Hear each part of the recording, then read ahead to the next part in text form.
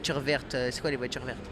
Vous tombez bien sur le mondial de l'auto parce qu'en termes de voitures vertes, Renault sort le dernier exemplaire de sa gamme de 4 véhicules électriques.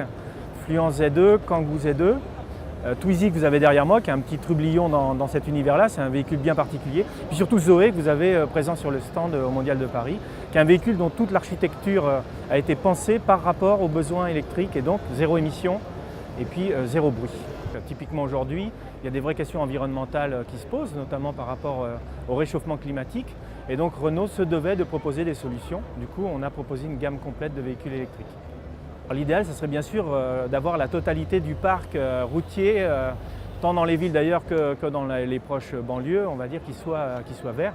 Donc il y a différentes solutions qui avaient déjà été explorées par le passé, comme le GPL par exemple, qui a aussi un impact positif sur la pollution. Après, ce que ça demande, c'est évidemment des développements, des problématiques avec les camions que ce sont de grands routiers, donc il faut gagner aussi en autonomie. Donc il y a tout un tas de solutions qui sont aujourd'hui à l'étude, mais qui ne sont pas encore dans la rue. Alors la voiture du futur, nous, on l'espère totalement propre et saine à tout point de vue, avec beaucoup de plaisir retrouvé tant sur les performances de la conduite, ça ne veut pas dire rouler vite, mais avoir de temps en temps des perceptions intéressantes, et puis surtout sur le bien-être à bord. Ce que propose Renault aujourd'hui au travers de la Zoé, avec des choses en termes d'environnement très relaxants, reposants, avec un ioniseur d'air par exemple, un purificateur d'air, de la musique douce, des choses aussi autour de la luminothérapie par exemple, c'est intéressant.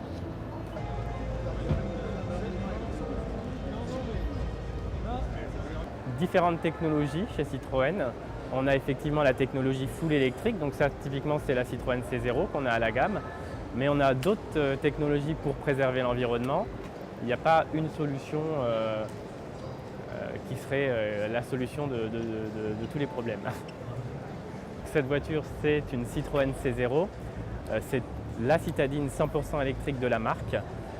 Et ce modèle en particulier, c'est la Citroën C0 qui a fait l'Odyssée électrique, c'est-à-dire le premier tour du monde en voiture électrique de série, qui s'est déroulé cette année, du mois de février jusqu'au mois de septembre, puisqu'elle est arrivée fin septembre à l'issue de 25 000 km, 17 pays traversés, plus de 300 recharges.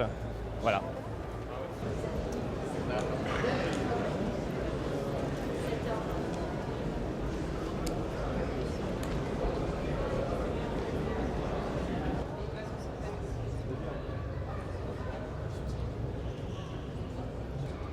Donc là, je viens d'essayer une Smart électrique, de bruit, zéro émission, et bon, qui va bien pour circuler, je pense, en ville,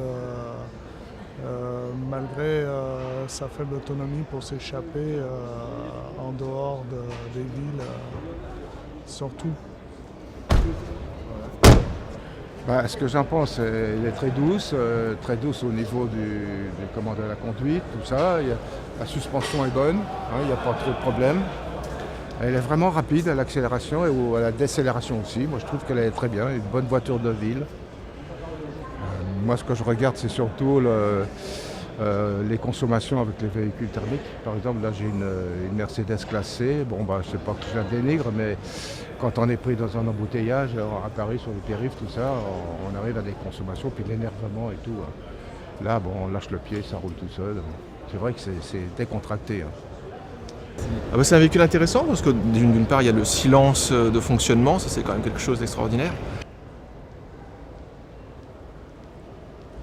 Et en plus des accélérations, comme on a le couple maximal immédiatement disponible, c'est quand même très intéressant d'avoir cette capacité à s'insérer dans le trafic, par exemple, un trafic autoroutier.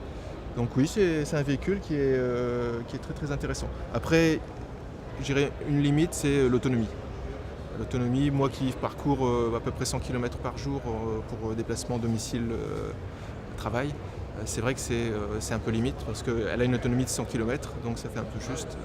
Mais d'une manière générale, c'est quand même je dirais une bonne base de départ pour ce type d'énergie.